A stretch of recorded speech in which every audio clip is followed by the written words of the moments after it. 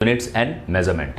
आइए शुरू करते हैं। फर्स्ट ऑफ ऑल हमें फंडामेंटल फिजिकल क्वांटिटीज को जानना होगा। देखिए, we have 7 fundamental physical quantities.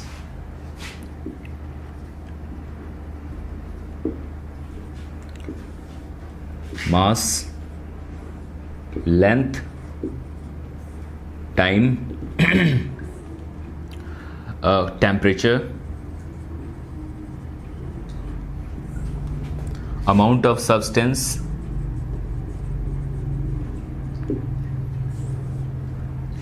current, luminous intensity।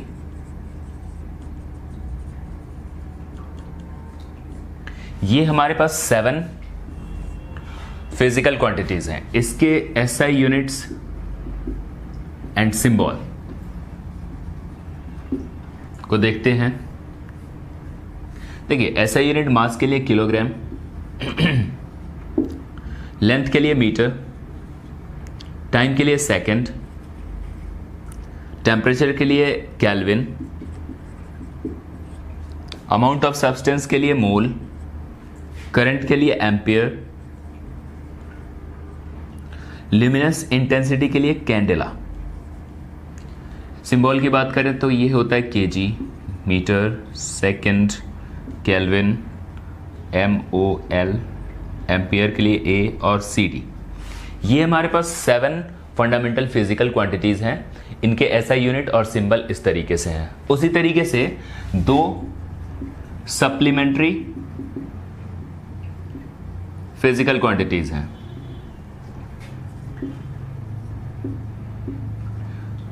First one is plane angle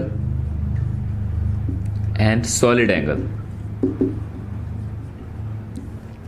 plane angle की अगर बात करें तो इसकी जो एसआई यूनिट होती है वो होती है रेडियन, और ये होती है स्टीरेडियन। तो हमारे पास कुल मिलाकर 7 और 2 ये 9 फिजिकल क्वांटिटीज हैं, और इनसे मिलकर हमारे पास ढेर सारे डेराइव्ड फिजिकल क्वांटिटीज बनने वाले हैं। डेराइव्ड फिजिकल क्वांटिटीज क्या होती हैं उसे समझते हैं। एक नए फिजिकल क्वांटिटी को फॉर्म करते हैं, उनको हम कहते हैं डेराइव्ड फिजिकल क्वांटिटी। सपोज हम वेलोसिटी की बात करें, वेलोसिटी में होता है डिस्प्लेसमेंट अपॉन टाइम। अगर हम डिस्प्लेसमेंट की बात करें तो डिस्प्लेसमेंट की जो यूनिट होती है वो मीटर और टाइम की सेकंड। तो ये 2 हमारे पास मीटर और सेकंड मिलके क्या बनाते हैं? वेलोसिटी। इसी तरीके से एक्सेलरेशन है। एक्सेलरेशन में देखिए, change in velocity upon time taken, ये हमारे पास एक्सेलरेशन है। चेंज इन वेलोसिटी के लिए आप क्या लिखेंगे? मीटर पर सेकंड अपॉन में सेकंड, तो ये मीटर पर सेकंड स्क्वायर हो गया। फोर्स की अगर बात करें, फोर्स हमारे पास मास इनटू एक्सेलरेशन के इक्वल होता है। ठीक है, तो मास के लिए आप क्या लिखेंगे? केजी, इसका मीटर पर सेकंड स्क्वायर। इसको कंबाइंड फॉर्म में न्यूटन भी कहते हैं। ठीक है, तो ये सारे जैसे और भी हैं। वर्क के लिए होता है फोर्स इनटू डिस्प्लेसमेंट। फोर्स के लिए आप जानते हैं KG metre per second square into metre. Displacement के लिए मीटर, तो KG metre square per second square. This is our unit for work. और एनर्जी की भी सेम ही होती है, तो यहां पर आप इसे जूल भी लिख सकते हैं। तो आप देख रहे हैं डेराइव्ड फिजिकल क्वांटिटीज बहुत सारी हैं। ये फंडामेंटल फिजिकल क्वांटिटी से मिलकर बनी होती हैं। ठीक है, तो वैसे तो बहुत सारी हैं, आप समझ चुके हैं। बात करेंगे हम डायमेंशन की। तो डायमेंशन को समझने से पहले अभी हम मास के लिए यूज करने वाले हैं कैपिटल M। जब डायमेंशन पढ़ेंगे मास के लिए कैपिटल M, लेंथ के लिए कैपिटल L और टाइम के लिए आपको T। ये 3 चीजें आपको ध्यान रखनी है। और भी हैं, जैसे कि करंट के लिए आप A यूज करते हैं, बहुत कम देखने को मिलेगा आपको लेकिन है। टेम्परेचर के लिए थीटा। बेसिकली हमारे पास MLT से ही काम चलने वाला है। आइए समझते हैं सबसे पहले हम डायमेंशन।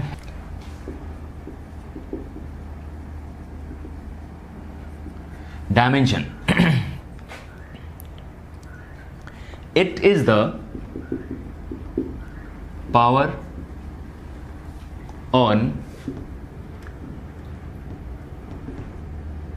fundamental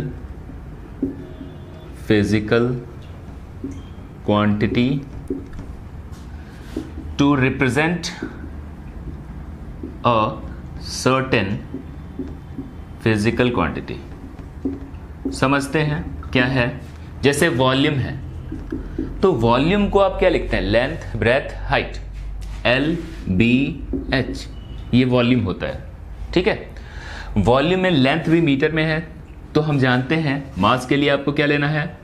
M, लेंथ के लिए L और टाइम के लिए T। ये तीन चीजें लेनी। तो ये लेंथ को रिप्रेजेंट करता है L, ब्रेथ भी लेंथ ही है, ब्रेथ भी मीटर में ही मेजर किया जाता है, हाइट भी मीटर में ही मेजर किया जाता है, तो L⁻3। देखिए, इस पावर को हम कहते हैं डायमेंशन। ठीक है, this power is said to be dimension. यहां पर हम लिख सकते हैं कि volume has 3 dimensions in length। तो इस पावर को ही हम क्या कहते हैं? डायमेंशन। अब हम बात करेंगे डायमेंशनल फॉर्मूला। डायमेंशन और डायमेंशनल फॉर्मूले में फर्क है। देखिए, it is the complete representation.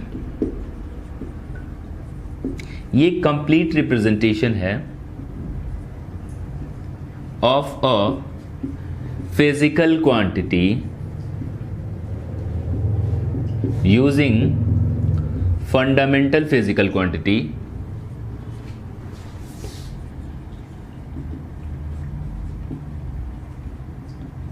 along with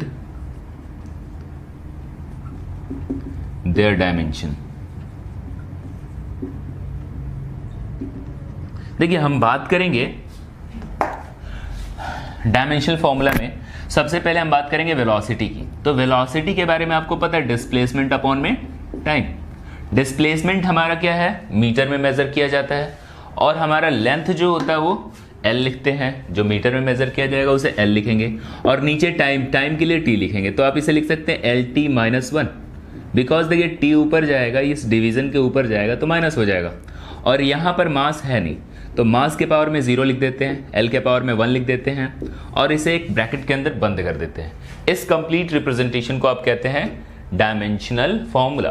dimensional फॉर्मूले में हम क्या करते हैं? एक फिजिकल क्वांटिटी को रिप्रेजेंट करते हैं। जैसे यहाँ पर हम वेलोसिटी को रिप्रेजेंट कर रहे हैं using the fundamental physical quantity, मतलब MLT को यूज करके अलॉन्ग विद देयर डायमेंशन, मतलब उनके पावर को भी साथ में लिखते हैं और ब्रैकेट में बंद कर देते हैं। ये कंप्लीट रिप्रेजेंटेशन होती है डायमेंशनल फॉर्मूला।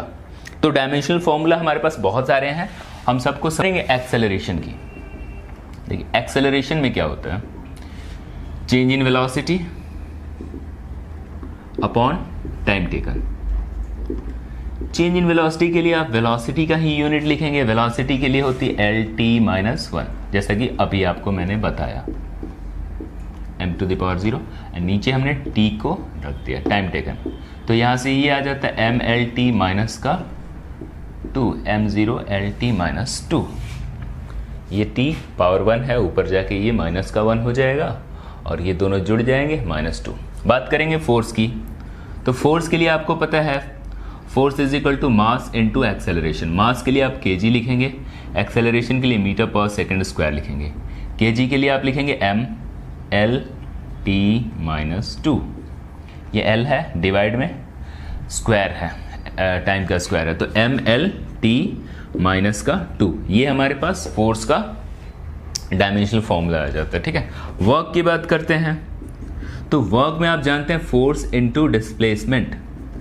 फोर्स हमारे पास ये है, पूरा हम लिख देते हैं MLT-2, और यहाँ पर L से मल्टीप्लाई कर देते हैं, तो ये हो जाता है ML²T-2।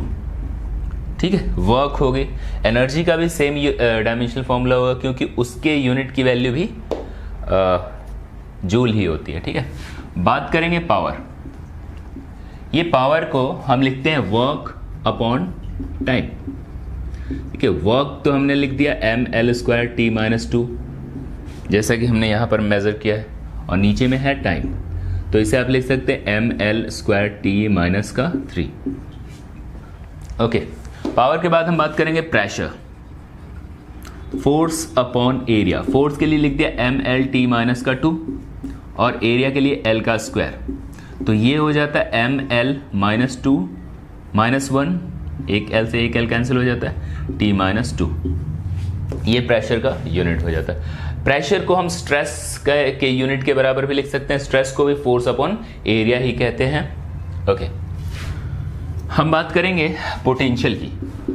ठीक है, पोटेंशियल जो होता है, जैसे V = हमने पढ़ा था W/Q 10th class, work per unit charge is potential V, it is not velocity, it's potential.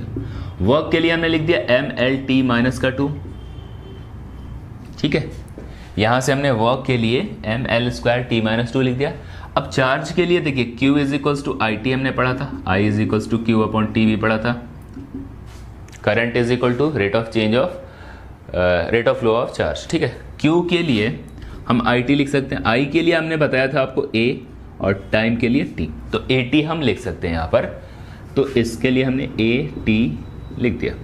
अब ये हो जाता है ml² t-3a-1, this is for potential.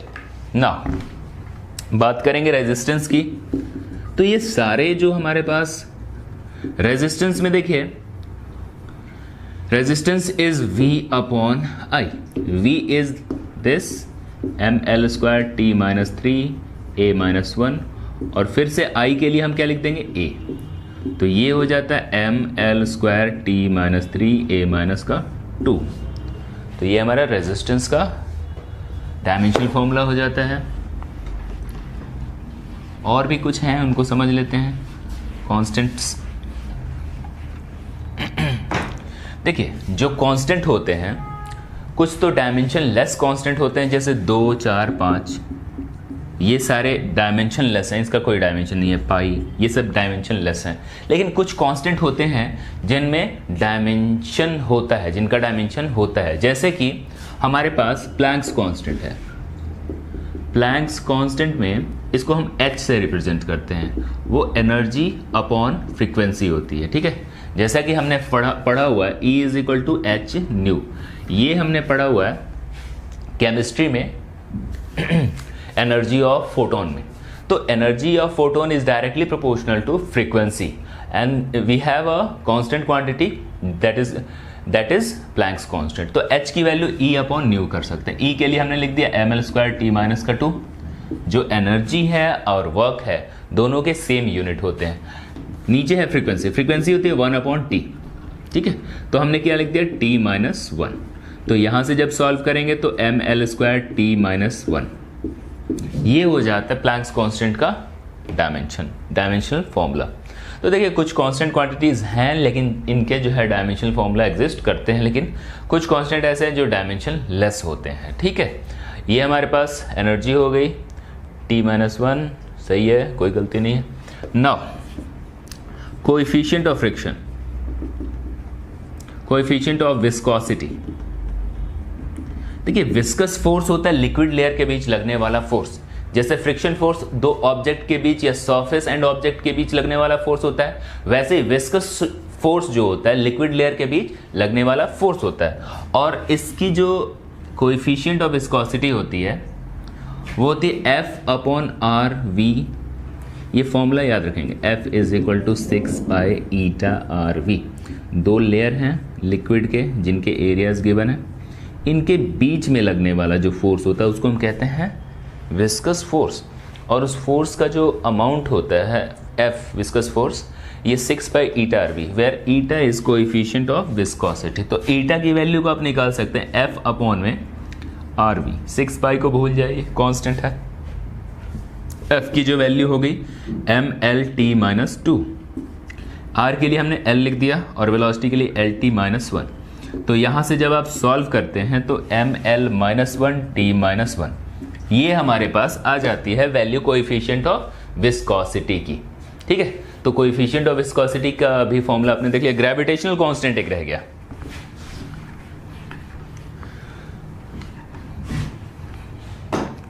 Gravitational constant G, gravitational constant में आप जानते हैं F is equal to G m1 m2 upon R square. Gravitational force 9th class में हमने पढ़ा था, G की वैल्यू हो जाती है F आर स्क्वायर अपॉन में m1 इंटू m2। F के लिए हमने लिख दिया ml t माइनस का 2, R के लिए L का स्क्वायर mm। कुल मिलाकर यहां से आप लिख सकते हैं m-1 L cube t minus 2। This is for gravitational constant. और अब बात करें ग्रेविटेशनल एक्सेलरेशन स्मॉल g, तो इसका जो यूनिट होता है वो मीटर पर सेकेंड स्क्वायर होता है। तो जैसा एक्सेलरेशन का होता है एल टी माइनस 2, वैसे ग्रेविटेशनल एक्सेलरेशन का भी होगा एल टी माइनस 2। ठीक है, तो ये आपके डायमेंशनल फॉर्मूलाज हैं, कुछ क्वांटिटीज हैं फिजिकल क्वांटिटीज उनके और कांस्टेंट के। एक क्वेश्चन आता है, name the physical quantity which having SI unit but not dimension. ऐसे फिजिकल क्वांटिटी का नाम बताइए जिसकी यूनिट तो है लेकिन डायमेंशनल फॉर्मूला नहीं है। डायमेंशनल फॉर्मूला नहीं है लेकिन उसकी SI यूनिट है। तो ये आप कमेंट में लिख सकते हैं। ठीक है, वैसे मैं बता दे रहा हूँ, रेडियन की SI यूनिट होती है सॉलिड एंगल और प्लेन एंगल, इन दोनों की SI यूनिट होती है बट इनका डायमेंशन नहीं होता है। ठीक है, नाउ हमने पढ़ लिया डायमेंशनल फॉर्मूला। नाउ इसके एप्लीकेशन को देखते हैं। Application of dimensional analysis. Dimensional analysis के एप्लीकेशन में पहला जो एप्लीकेशन है टू डेराइव फॉर्मूले का derivation. Second, to convert one system of unit to another. एक से दूसरे में कन्वर्ट करना, एक यूनिट से दूसरे यूनिट में कन्वर्ट करने का। तीसरा, to check the accuracy of formula and equation.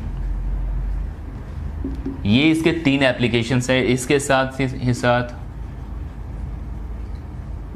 Homogeneity को भी याद रखेंगे। तो हमारे पास ये 4 एप्लीकेशंस हैं, इनको बारी बारी से पढ़ेंगे। आइए शुरुआत करते हैं टू डेराइव फॉर्मूला। डेराइव फॉर्मूले में आपको कुछ कंडीशन गिवन होगी, स्टेटमेंट गिवन होगी। ठीक है, उस स्टेटमेंट से हमें फॉर्मूले को डेराइव करना है। ठीक है ना, जैसे कि हमारे पास एक क्वेश्चन है, the time period of simple pendulum depends on its length, mass and gravitational acceleration. Find the formula for time period। बात को समझते हैं।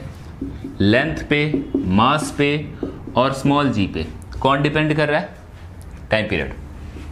किसका टाइम पीरियड? सिंपल पेंडुलम का।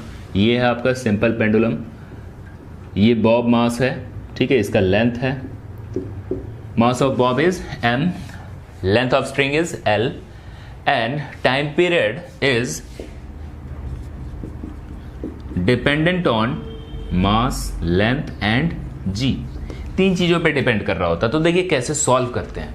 इसमें आपको स्टेटमेंट गिवन होगी, जब डिराइव करने को पूछेगा किसी का भी फॉर्मूला यूजिंग डायमेंशन, तो आपको स्टेटमेंट गिवन होगी।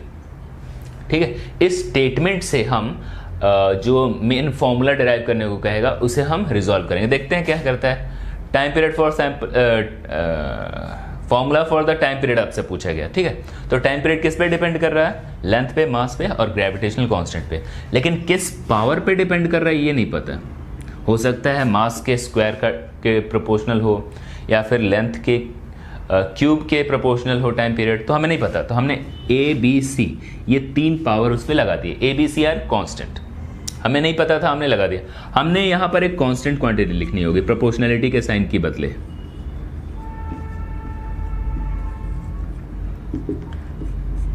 तो ये टाइम पीरियड की जो वैल्यू है ना, आप इसे लिख सकते हैं m0 L0 T1।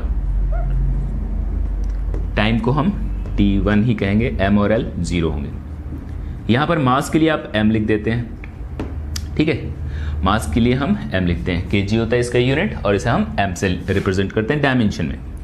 लेंथ को हम L से रिप्रेजेंट करते हैं, मीटर होती है इसकी unit. g is gravitational acceleration metre per second square है, इसको हम LT-2 लिख देते हैं, और ये पावर c है। इसको थोड़ा सॉल्व करते हैं। m के पावर में a एक साथ, L के पावर में यहाँ b है, L के पावर में c है, L के पावर में b है, L के पावर में c है। बेस सेम होते तो पावर ऐड हो जाते हैं, तो L की वैल्यू L पे b प्लस c हो जाता है। t के पावर में आप देख रहे हैं माइनस का 2c। ओके, नाउ यहाँ पर क्या है भाई, तो m0 L0 T1। आप देखिए, अगर हमारे पास दोनों तरफ बीच में इक्वलिटी का साइन लगा हुआ है, तो इनके डायमेंशन इक्वेट कर लेते हैं, पावर को हम इक्वेट कर लेते हैं। इक्वेटिंग डायमेंशंस, डायमेंशन को इक्वेट करते हैं। जैसे यहाँ पर m के पावर में a है और m के पावर में यहाँ पर क्या है, 0 है, तो a की वैल्यू हो गई कितनी, 0। नाउ ये t के पावर में -2c है, t के पावर में 1 है, तो -2c की वैल्यू क्या होगी, 1, तो c की वैल्यू क्या होगी, -हाफ। अगेन हमारे पास l के पावर में क्या है, यहाँ b प्लस सी और यहाँ पर 0 है, तो b प्लस सी की वैल्यू क्या होगी, 0, तो b की वैल्यू क्या होगी, -c, और हमें c की वैल्यू -हाफ पता ही है, तो ये +हाफ हो जाता है, minus of minus that is plus. तो हमने a b c इन तीनों की वैल्यू को मेजर कर लिया।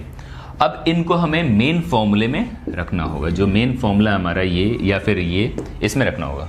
तो t is equals to k m⁻0 L⁻½ and g to the power -half. इस a b c की जगह पे वैल्यू पुट कर दी। m के पावर में 0 1, किसी के पावर में 0 1 होता है, और यहाँ से आपका टाइम पीरियड का फॉर्मूला निकल जाता है k L⁻½ and g to the power half. इसको आप लिख सकते हैं k√L/g। ये आपकी टाइम पीरियड की वैल्यू आ जाती है, ठीक है। तो ये है डेरिवेशन ऑफ फॉर्मूला, ये फर्स्ट एप्लीकेशन है। इसके एक और क्वेश्चन को देख लेते हैं।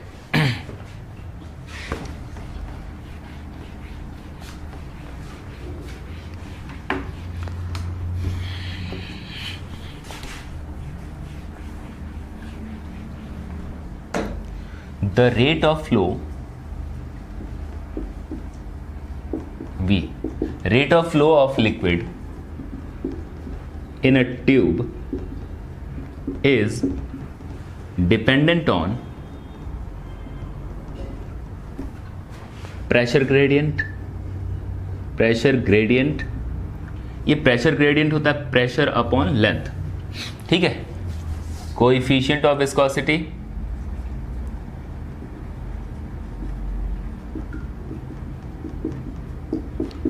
eta, and radius of tube। बात को समझते हैं, जैसे कि find the formula for rate of flow.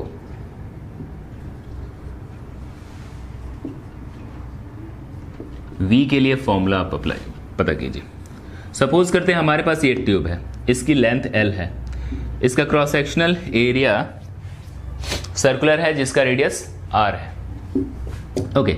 इनके बीच प्रेशर का डिफरेंस वो P है, ओके। और इसमें फ्लो होने वाली जो लिक्विड है उसकी विस्कोसिटी ईटा है, ठीक है, कोएफिशिएंट ऑफ विस्कोसिटी। हमारे पास ये बताया कि जो रेट ऑफ फ्लो है उसका फॉर्मूला निकालना। तो वो रेट ऑफ फ्लो किन किन चीज़ों पे डिपेंड कर रहा है, डिपेंड कर रहा है प्रेशर ग्रेडियंट पे, ये प्रेशर ग्रेडियंट पे प्रोपोर्शनल है ये, ठीक है। नाउ विस्कोसिटी पे, ईटा पे एंड रेडियस पे, लेकिन पावर हमें नहीं पता किस पावर पे डिपेंड करता, तो ABC हमने खुद से लिख दिया। यहाँ पर एक कांस्टेंट क्वांटिटी आ गई। अब देखिए बात करते P अपॉन एल की, ठीक है। P अपॉन एल में प्रेशर के लिए लिखते हैं फोर्स अपॉन में area, M L T minus two upon में एल का square, that is M L minus one T minus two. तो प्रेशर के लिए हो गया M L minus one T minus two upon में एल, तो ये हो जाता है M L minus two T minus two. तो हम इसके लिए इसके डायमेंशनल फॉर्मूला की वैल्यू लिख देते हैं M L minus two T minus two, इसके पावर में ए। नाउ ईटा के लिए आपको पता है, ईटा के लिए मैंने बताया था M L minus one T minus one, तो ये M L minus one T minus one, इसके पावर में बी है। रेडियस के लिए एल लिखेंगे, ये यूनिट इसकी मीटर होती है, पावर में सी। अब इस और क्या है, तो ये है rate of flow. Rate of flow मतलब क्या होता है पहले ये समझते हैं, वॉल्यूम पर टाइम। रेट ऑफ फ्लो कहने का मतलब amount of volume passing per unit time. तो वॉल्यूम के लिए क्या लिख दिया, एल का क्यूब अपॉन में टी, तो L three T minus one. तो यहां से आप लिख देंगे L three T minus one M to the power zero. Okay, now अब हम क्या करते हैं, सॉल्व करते हैं। यहां देखिए m के पावर में यहाँ a है, यहाँ पर b है प्लस b, यहाँ पे नहीं है। फिर l के पावर में यहाँ पर है माइनस टू ए, यहाँ पर माइनस का b है और यहाँ पर c है। फिर t के पावर में देखते हैं माइनस का टू ए माइनस का b, इधर है m के पावर में 0, l के पावर में 3, t के पावर में माइनस वन। अब हम क्या करेंगे, इस 0 को इक्वल कर देंगे a प्लस बी के, 3 को इक्वल कर देंगे minus two A minus B plus सी के, और माइनस वन को इक्वल कर देंगे इस माइनस टू ए प्लस बी के। फिर यहाँ से आपकी जो वैल्यू है ए की, बी की और सी की, इन तीनों की वैल्यू आ जाती है। और हमारे पास जो रेट ऑफ फ्लो का फॉर्मूला होता है कुछ इस तरीके से होता है।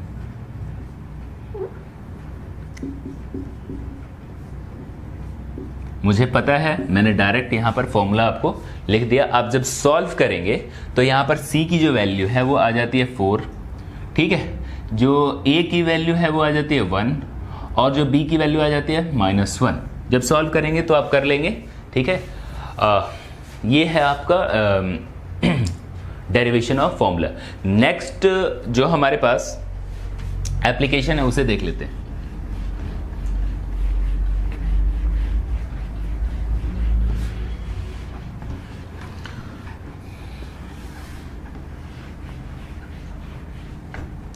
नेक्स्ट एप्लीकेशन में second is to convert one system of unit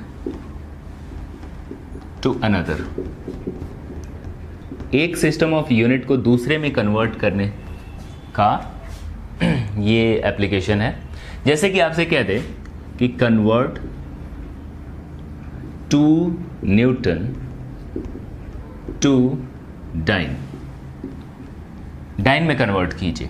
Newton is SI unit for work for force, dyne is CGS unit. एक यूनिट एसआई है, दूसरा वाला सीजीएस है।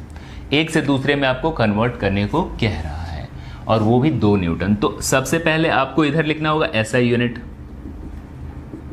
इधर लिखना होगा सीजीएस यूनिट, इधर लिखना होगा M1, L1, T1 और N1। M1 की वैल्यू 1 kg होती है एसआई यूनिट में, लेंथ हमारे 1 मीटर और 1 सेकेंड। जबकि ईटा कह रहा हूँ, N1 की वैल्यू हमारे पास 2 न्यूटन गिवन है। M2, L2 और T2 और N2। M2 की वैल्यू हमें नहीं पता, और नहीं पता था, सीजीएस में ये ग्राम में होता है। L1 की वैल्यू सेंटीमीटर में और T1 की वैल्यू सेकंड में, हमें N2 नहीं पता।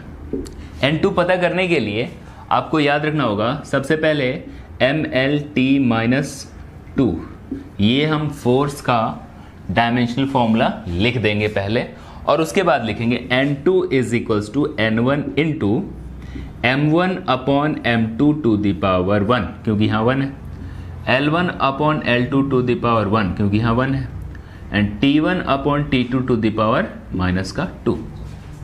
ठीक है, देखिए समझिए, N1 यहाँ पर कितना है, 2 न्यूटन है, 2।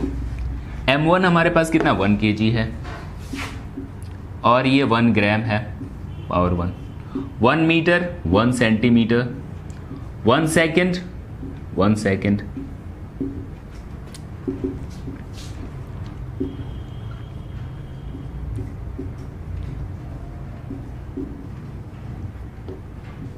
100 सेंटीमीटर 1 सेंटीमीटर 1 सेकेंड से 1 सेकेंड कैंसिल हो जाता है, ग्राम से ग्राम, सेंटीमीटर से centimetre, 2 into 10⁵ dine.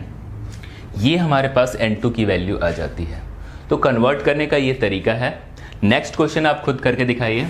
Convert 3 joule to अर्ज।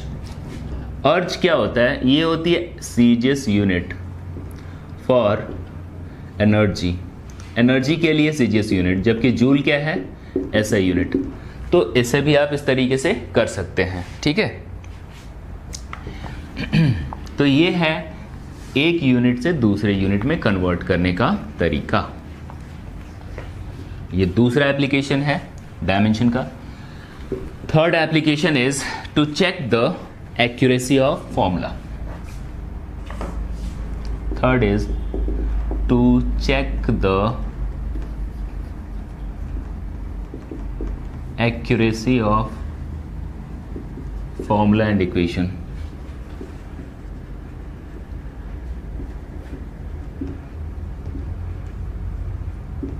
सबसे पहले हमारे पास एक क्वेश्चन है, v² इज इक्वल टू, या फिर ऐसे mgh is equal to half mv²। ये कुछ हमारे पास गिवन है, इक्वेशन है मान लेते हैं, ठीक है। यहाँ पर mgh है, यहाँ पर हाफ mv² है। इसमें हमें चेक करना कि ये सही है या नहीं, डायमेंशनली ये सही है या नहीं। तो सबसे पहले LHS से चलेंगे। LHS में mgh, m होता है मास के लिए, तो मास के लिए कैपिटल M लिखते हैं। यूनिट होती है kg, तो यूनिट नहीं लिखेंगे हम, डायमेंशनल फॉर्मूले को लिखेंगे। g होता है ग्रेविटेशनल एक्सेलरेशन, और इसके यूनिट की वैल्यू होती है मीटर/सेकंड², और इसके लिए हम लिखते हैं डायमेंशनल फॉर्मूला LT-2। हाइट हमारे पास मीटर में मेजर की जाती है, इसके लिए हम L लिखेंगे, तो ये हो जाता है mL²T-2। नाउ अगेन RHS में देखते हैं। RHS में गिवन है हाफ mv², हाफ कांस्टेंट है, भूल जाएंगे। मास के लिए लिखेंगे m। वेलोसिटी हमारे पास LT-1 होती है स्क्वायर, तो mLT-2। तो ये दोनों सेम दिख रहा है, डायमेंशनली ये करेक्ट है। अगेन एक और हम फॉर्मूले को देखते हैं, v² is equal to u² plus 2as। इसे चेक करते हैं, LHS से चलते हैं पहले। तो LHS में v², v is velocity, LT-1 का स्क्वायर, तो ये हो जाता है L²T-2। हम बात करेंगे RHS की, तो RHS में है u² प्लस 2as। u का मतलब होता है LT-1 का पावर 2 को भूल जाते हैं, L के लिए लिखते हैं LT-2 इंटू L, तो L²T-2, ये भी हो गया L²T-2, तो ये जगह L²T-2। इसकी क्वांटिटी बढ़ गई, हमें उससे डायमेंशन से मतलब है, 2 हो जाता है, लेकिन ये 2 को लिखेंगे नहीं। आप LHS में भी देख रहे हैं L²T-2, RHS में भी L²T-2, तो ये सही है। एक क्वेश्चन है आप लोगों के लिए, आप इसे करेंगे, check the accuracy for SNth is equals to u plus half a 2n-1। इसका आपको इसे चेक करना। SNth is distance of body in nth second, यानी डिस्टेंस अपॉन में टाइम, ये इसका यूनिट हो जाएगा LT-1। एक सेकेंड का ये डिस्टेंस होता है। a यहाँ पर एक्सेलरेशन है, u वेलोसिटी है, 2n-1 टाइम है, तो आप इसे चेक करें, ठीक है। तो ये आपके 3 एप्लीकेशंस हो जाते हैं यहाँ पर डायमेंशन के, ठीक है ना। Next is homogeneity. होमोजेनिटी को समझते हैं।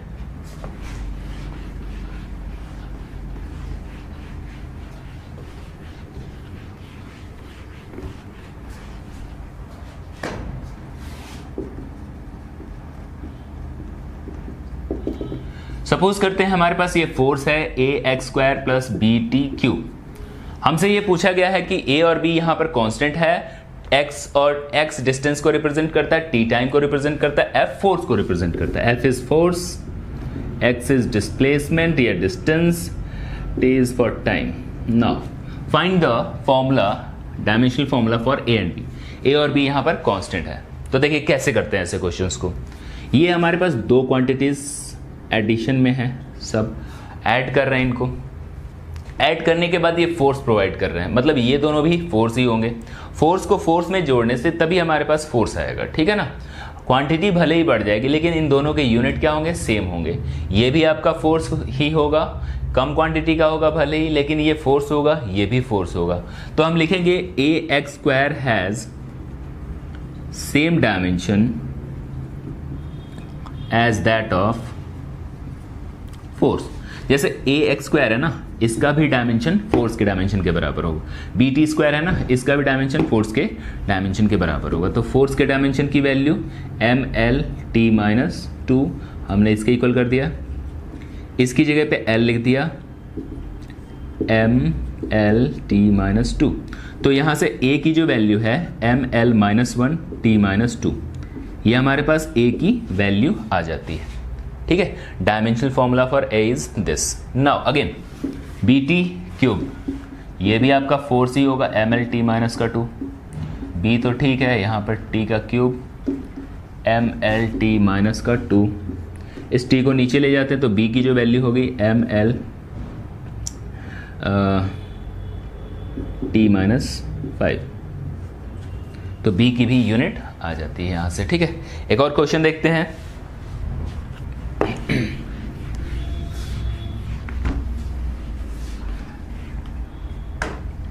E is equals to A minus X square upon B T. Homogeneity में कुछ नहीं है, आपको रिलेट करना होता है, ठीक है ना। और जो अननोन हमारे पास कांस्टेंट होंगे उनके डायमेंशनल फॉर्मूला को पता करना होता है। जैसे यहाँ पर ये गिवन है, ई क्या रिप्रेजेंट कर रहा है यहाँ पर, एनर्जी को, ठीक है। A is constant, B is constant, X is displacement and T is time. आपसे ए और बी जो दो कांस्टेंट है इनकी वैल्यू को पूछा जा रहा है, ठीक है। अब बताइए बीच में माइनस है, ए और एक्स स्क्वायर के बीच में क्या है, माइनस, ठीक है। तो अब हम क्या कह सकते हैं, ए स्क्वायर का, ए का जो डायमेंशन होगा वो एक्स स्क्वायर के डायमेंशन के बराबर होगा, ठीक है। सब्ट्रैक्शन या फिर एडिशन तभी होते हैं जब दो सेम यूनिट के होते हैं। जो ए और एक्स स्क्वायर होंगे ना वो सेम यूनिट के होंगे, तभी उनमें सब्ट्रैक्शन हो रहा है। ओके, तो हम लिखेंगे A has same dimension as that of X square. तो ए को हम क्या लिख सकते हैं, एक्स स्क्वायर के डायमेंशन के बराबर लिखते हैं, एल का स्क्वायर। एक्स हमारे पास क्या है, मीटर में, तो हम लिख सकते हैं M zero L square T zero. ये हो गया ए का डायमेंशनल फॉर्मूला। नाउ अब हम बी के लिए देखते हैं। तो एनर्जी की जगह पे आप M L square T minus 2 रख देंगे। ऊपर में देख रहे हैं, ऊपर में एल का स्क्वायर ही होगा। ए की जो वैल्यू है वो कितनी है, एल स्क्वायर के इक्वल है। तो आप देखेंगे ए में से एक्स स्क्वायर जाके कैंसिल हो गया, जीरो हो जाना चाहिए। हाँ, भले ही जीरो हो जाए, अमाउंट जीरो हो जाए, मैग्नीट्यूड जीरो हो जाए, लेकिन उसका डायमेंशन वही रहेगा, ठीक है ना। ये बड़ी क्वांटिटी हो सकती है, छोटी क्वांटिटी हो सकती है, या फिर ये दोनों इक्वल भी हो सकते हैं, जीरो भी हो सकते हैं, ये दोनों कैंसिल होके अमाउंट में कैंसिल हो सकते हैं, बट उनका डायमेंशन सेम रहेगा। तो ए का जो डायमेंशन होगा या फिर एक्स स्क्वायर का जो डायमेंशन होगा, दोनों में से कोई भी हम ऊपर में रख देंगे। जैसे फोर्स होता है तो फोर्स 0 न्यूटन भी हो सकता है, तो अभी तो उसका यूनिट हमें पता है ना कि न्यूटन, बट वो मैग्नीट्यूड उसकी 0 है, ठीक है। तो यहाँ पर एल स्क्वायर, नीचे में बी और नीचे में टी। तो यहाँ से बी की जो वैल्यू है वो L square M L square T minus 2 T. यहाँ से आप लिख देंगे M minus 1 T minus T plus 1। ये ए और बी के जो डायमेंशन हो गए आ गए यहाँ पर, ठीक है। ऐसे बहुत सारे क्वेश्चन है, आपको मैं 2-3 क्वेश्चन दे रहा हूँ, आप लोग करेंगे प्रैक्टिस। जैसे कि हमारे पास ये प्रेशर है, P is pressure, okay. Pressure की वैल्यू है B minus T Q upon A X square. अभी आपसे T को पता है टाइम है, X पता है डिस्प्लेसमेंट है, ए और बी के जो है डायमेंशनल फॉर्मूला आपको निकालने, ए और बी के डायमेंशनल फॉर्मूला आपको निकालने। एक और क्वेश्चन में दे रहा हूं, P minus A upon V square, V minus B R T. P pressure है, V वॉल्यूम है, यहाँ पर भी वॉल्यूम है, गैस कांस्टेंट ऐसे तो मतलब नहीं है, टेम्परेचर। तो चलिए यहाँ पर इसको कहते हैं वैन डर वाल इक्वेशन। इसमें ए और बी का डायमेंशन निकालिए, ए एंड बी का डायमेंशनल फॉर्मूला आपको निकालना है, ठीक है। ये एक क्वेश्चन है। एक और क्वेश्चन दे रहा हूँ, F is equals to A T Q plus B plus C upon B plus X upon C T. आपसे ये फोर्स गिवन है, आपको फोर्स गिवन है, टी यहाँ पर टाइम को रिप्रेजेंट करता है, टाइम को रिप्रेजेंट करता है, एक्स डिस्प्लेसमेंट को रिप्रेजेंट करता है, ए का, बी का और सी का। इन तीनों की वैल्यूज़ को आपको मेज़र करके कमेंट बॉक्स में लिखना है। चलिए आप लोग ये सब प्रैक्टिस करेंगे। ये होता है होमोजेनिटी। होमोजेनिटी में रिलेट करते हैं और डायमेंशनल फॉर्मूले को मेज़र करते हैं।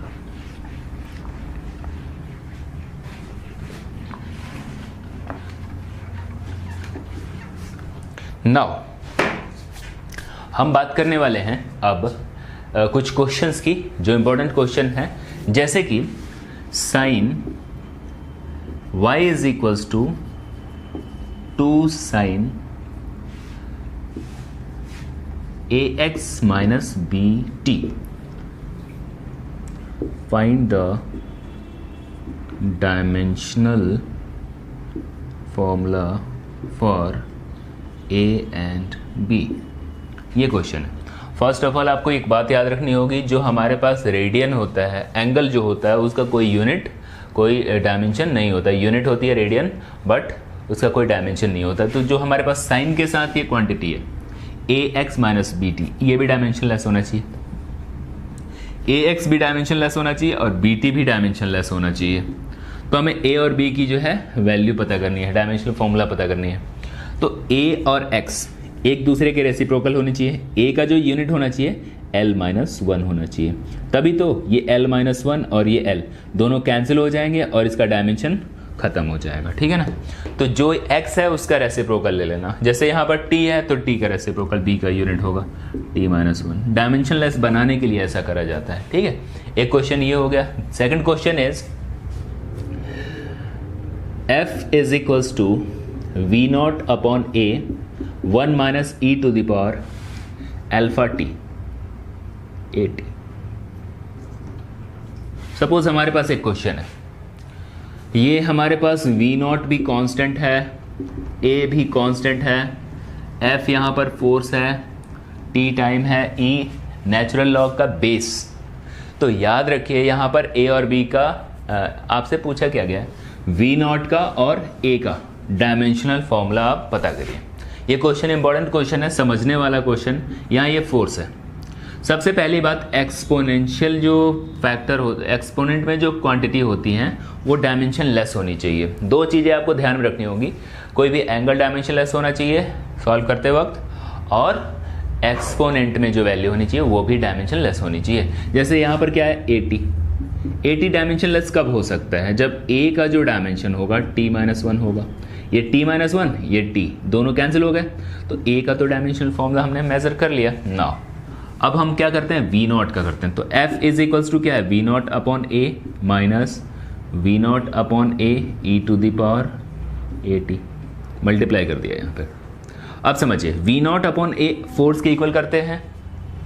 जो v नॉट अपॉन a है ना, इसको हमने फोर्स के इक्वल कर दिया। फोर्स हमारा होता है mlt माइनस का 2।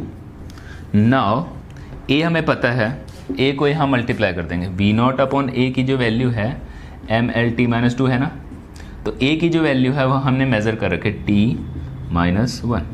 तो v नॉट की जो वैल्यू है यहाँ पर मल्टीप्लाई करके आ जाएगी, और मल्टीप्लाई जब करेंगे तो ये हो जाए mlt माइनस का 3, ये दोनों जुड़ जाएंगे, ठीक है ना। तो v नॉट का और a का दोनों के यूनिट हमने मेज़र, डायमेंशनल फॉर्मूला हमने मेज़र कर लिए।